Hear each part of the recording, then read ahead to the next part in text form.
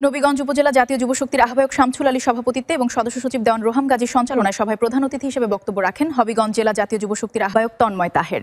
এতে বিশেষ অতিথি হিসেবে উপস্থিত ছিলেন হবিগঞ্জ জেলা শাখার সিনিয়র যুগ্ম সদস্য সচিব হিফজুর রহমান ও যুগ্ম সদস্য সচিব আলাউর রহমান বামসি। প্রধান বক্তা হিসেবে বক্তব্য রাখেন জেলা জাতীয় যুবশক্তির সংগঠক জাসান আল ইকমাম। এছাড়াও বক্তব্য রাখেন নবীগঞ্জ উপজেলা জাতীয় যুবশক্তির যুগ্ম আহ্বায়ক আরিয়ান আহমেদ ফয়েজ, সিনিয়র যুগ্ম সদস্য সচিব শেখ নওশাদ আহমেদ রূপা, সংগঠক আজহার উদ্দিন ও তুহিন আহমেদ প্রমুখ। এর আগে সভার শুরুতে প্রধান অতিথি সহ আগত জেলা নেতৃবৃন্দকে ফুলেল শুভেচ্ছা দিয়ে বরণ করে নেন উপজেলা কমিটির নেতৃবৃন্দ।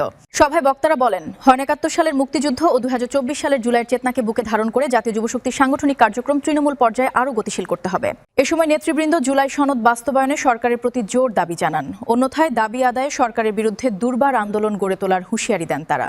সভার শেষাংশে 1971 সালের মুক্তিযুদ্ধে এবং 24 জুলাই ছাত্র জনতার আন্দোলনে নিহত শহীদদের রুহের মাগফিরাত কামনায় বিশেষ দোয়া ও মোনাজাত পরিচালনা করেন উপজেলা জাতীয় যুবশক্তির যুগ্ম সংগঠক আশরাফুল ইসলাম।